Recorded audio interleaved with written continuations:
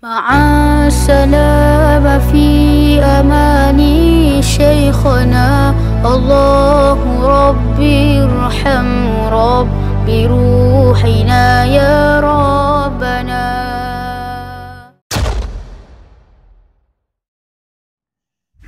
Jadi tuan-tuan yang dirahmati Allah sekalian, kemudian kita lihat sebuah lagi hadis daripada Nabi SAW, riwayat daripada Imam At-Tirmizi. Inna Allah Azza wa Jalla yaqbalu taubatal abdi ma lam yugharghir. Ma lam yugharghir. Artinya bahawasanya Allah Ta'ala yang maha mulia, lagi yang maha besar, menerima ia akan taubat hamba selama belum sampai rohnya kepada halqumnya. Halqum. Halqum. Sama ada orang yang nampak halqum dia ataupun tidak. Biasanya orang perempuan tak berapa nampak. Biasanya. Jangan duk kata semua orang lelaki ada. Itu pun sama juga. Tapi Ustaz, saya ada Ustaz. Saya lelaki ke Ustaz? Orang perempuan kata macam tu. Dia kau ada ke? Ada Ustaz. Kan nak tunjuk ke Ustaz. Tapi saya rasa tak apalah. Tunggu. Nak beritahu. Kita duk kata ni kita ni. Tak, jangan. Orang perempuan pun boleh ada. Tak apa, tak ada masalah apa. Cuma sinilah kedudukan halqum itu. Ada ke tak ada ke? Nampak tak nampak kat sini halqum. Jadi nyawa apabila kat sini, masa itulah barulah nak bertobat, nak istighfar.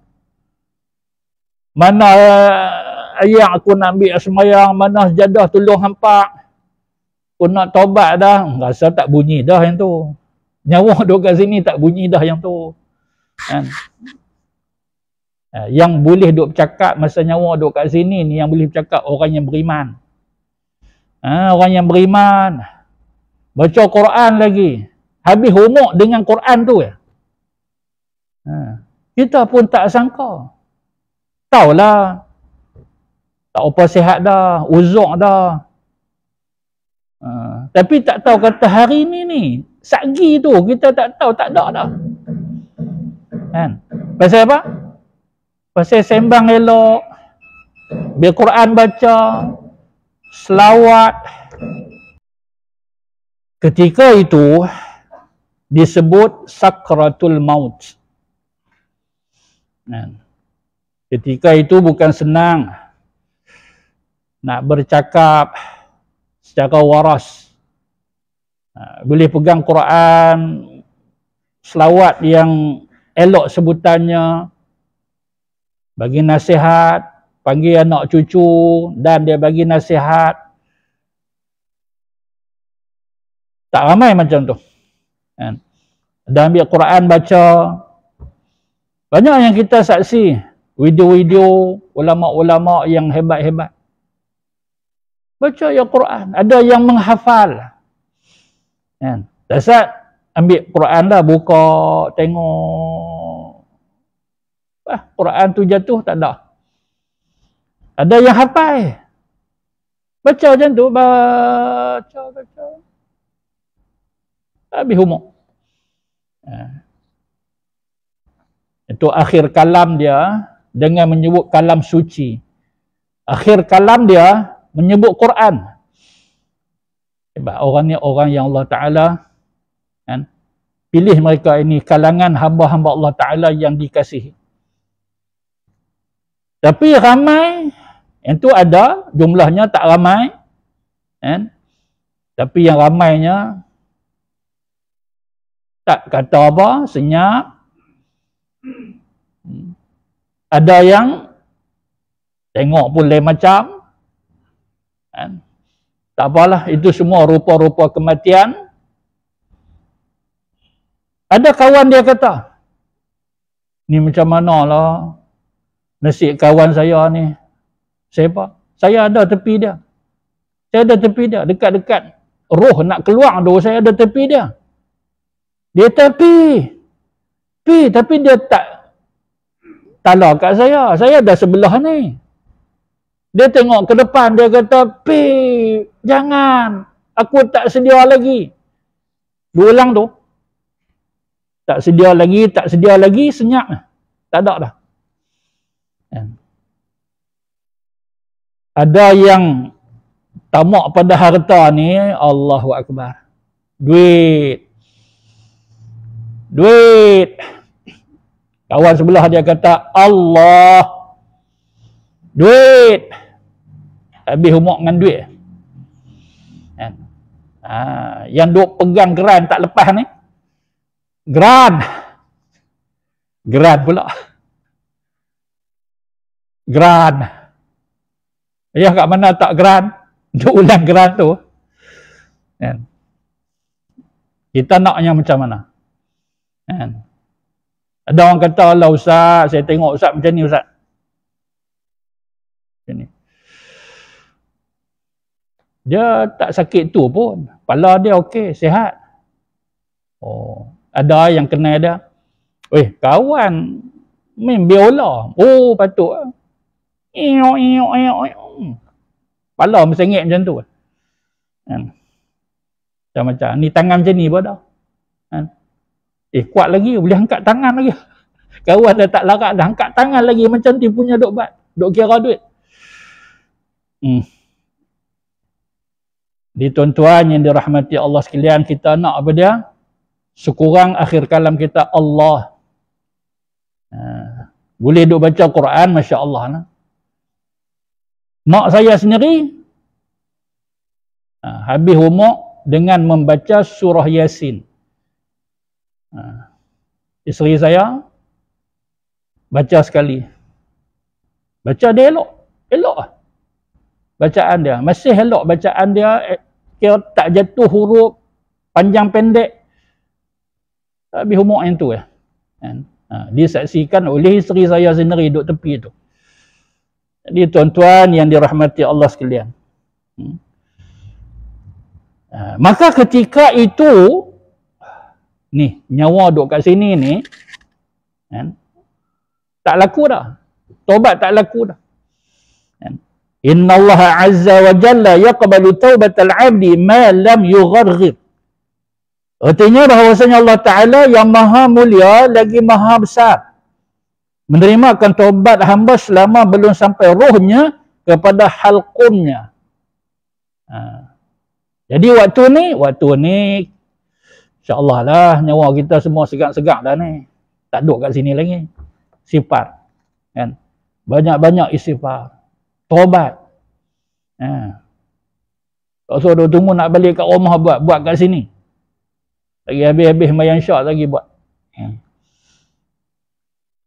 Dan sabdanya lagi, ni riwayat daripada Imam Muslim, man taba qabla an tatla'a asy-syamsu min maghribiha taballahu alaihi.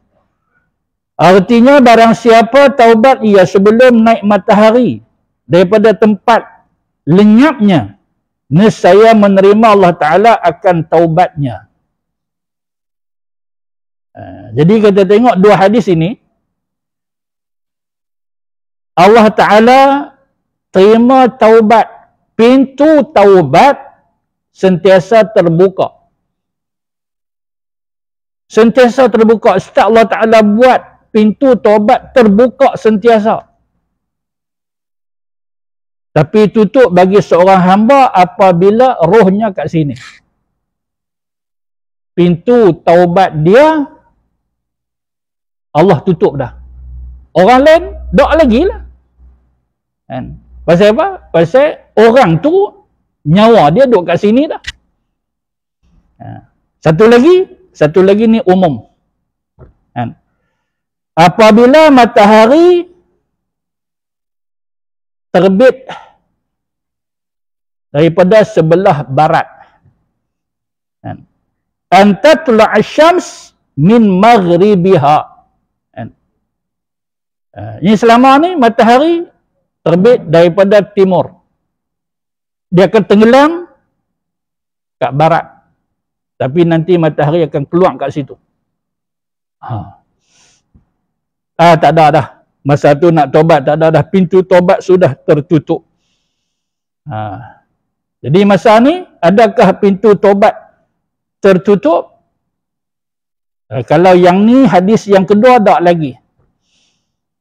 Hadis yang pertama yang kita baca soal ini, masalah ini, maka bagi orang tertentu. Yang kaitan bila nyawa dia duduk kat sini dah, yang dia punya tutup. Maka ketika itu kalau dia tobat pun tak jadi dah. Pasal apa? Nyawa duduk kat sini macam Fir'aun. Fir'aun masa dia lemah, dia tobat masa tu. Dia nak ikut Tuhan Musa. Ada menyesal masa tu. Tak ada dah. Tenggelam timbul. Masa tu nak tobat. Jadi macam itulah contoh dia apabila nyawa duduk kat sini dah. Tapi yang satu lagi, jangan duk tunggu satu lagi. Sebab kita tak tahu nak mati bila. Lambat lagi Ustaz no. Matahari nak keluar daripada barat lambat lagi. Dajjal pun tak keluar lagi. Itu ini. Duk tunggu yang ni buat apa? No. Kematian kita tak tahu bila. Begitu. Jadi walaupun, ulama kata, walaupun matahari dia keluar daripada barat. Bukan keluar tu terus. Jadi huru-hara kiamat yang kita duk baca tiap-tiap surah. Surah Takwir, surah Infitar dan sebagainya itu. Bukan masa itu berlaku terus yang tu. Dia ada tempoh masa yang agak lama. Lepas daripada, walaupun matahari sudah keluar daripada barat. Bukan terus jadi kiamat. Ada orang duk cerita macam tu. Bila dah sekali dah matahari patut keluar sini, dia keluar ke sini.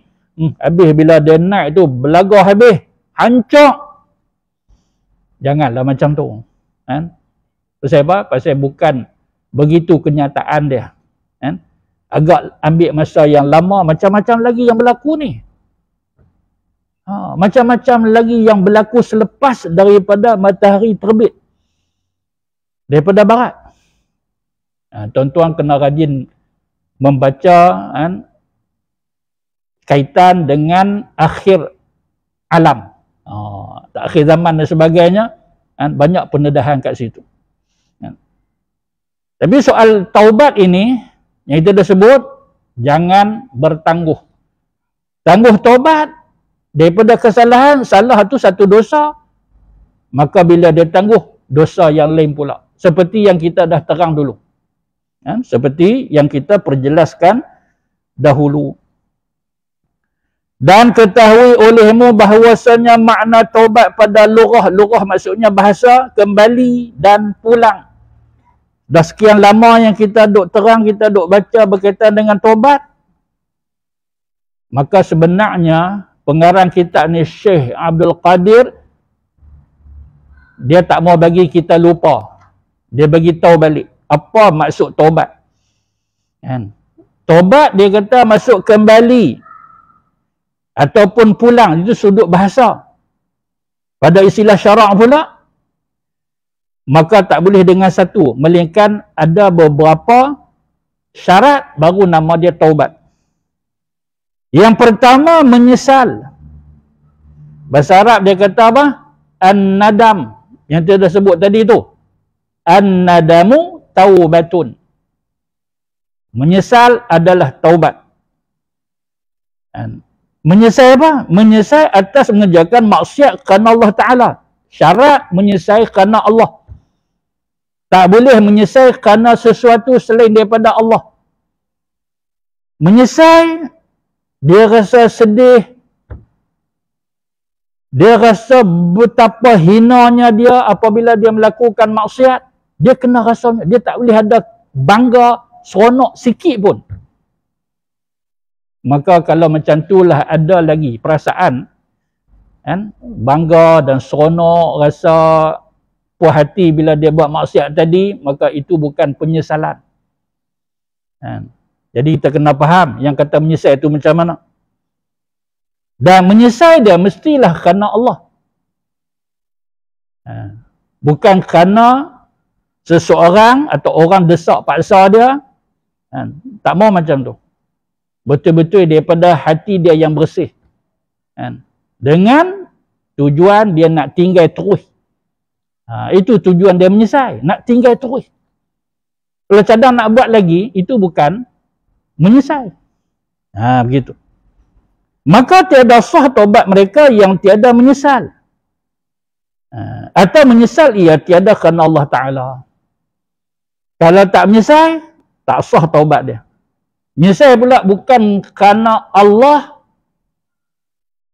maka Allah Ta'ala tak terima juga taubat dia. Tak percaya kita tanya dia. Menyesal tak? Tak menyesal. Abang ke dia? Ni sahabat ni. Ikhlas ni sebagai sahabat. Taubat hang tak diterima.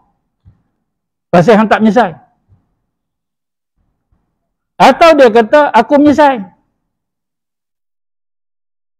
Pasal apa hang menyesal? Saya hang? Karut juga. Pasal kita ada menyesal. Tahu? Menyesal kerana Allah lah. Kan sabit hang. Tak ada sabit siapa. Kerana Allah. Aku menyesal. Yang tu power. Ayat power dia. Seperti menyesal ia kerana balak yang turun atasnya disebabkan maksiat itu. Tak mau kerana ujian, kerana balak bencana, itu pun tak mau. Maknanya apa dia? Kalau tidak disebabkan balak bencana malapetaka ni, maka dia tak menyesal. Tak mau macam tu. Dia kena menyesal betul-betul kerana Allah Ta'ala.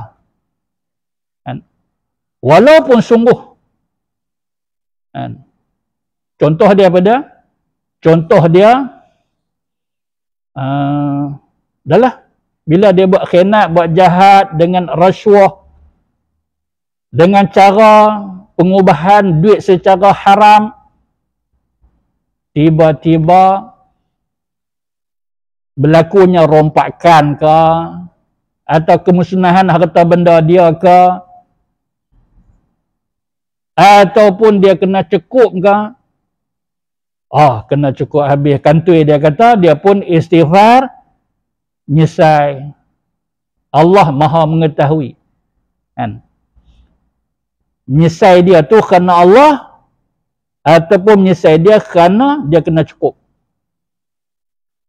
Kalau tak kena cukup, dia tak menyesal. Jadi Allah ni Maha mengetahui sodok sorok daripada dia, tak sodok pusing kok mana. Allah Ta'ala dia tahu semua. Maka contoh-contoh yang lain tuan-tuan boleh buat. Yang penting apa dia? Iaitu apabila kita nak bertaubat, salah satu daripada syaratnya iaitu menyesal. Dan menyesal itu mestilah kerana Allah, bukan disebabkan sakit yang menimpa. Ada orang sakit yang menimpa dia. Atau kerana muflis, maka sebab itu dia menyesal. Tak mau. Dia menyesal kerana Allah. Tu kalau hang tak bankrupt, hang tak muflis, dia kata menyesal buat apa? Begitu. Jadi dengan syarat taubat yang pertama itu, atau kita sebut sebagai rukun yang pertama. Kita tengok dalam kitab dia kata apa? Ada 3 rukun. Yang tersebut ni adalah rukun yang pertama, iaitu an-nadam. Bahasa Arab dia kata an-nadam.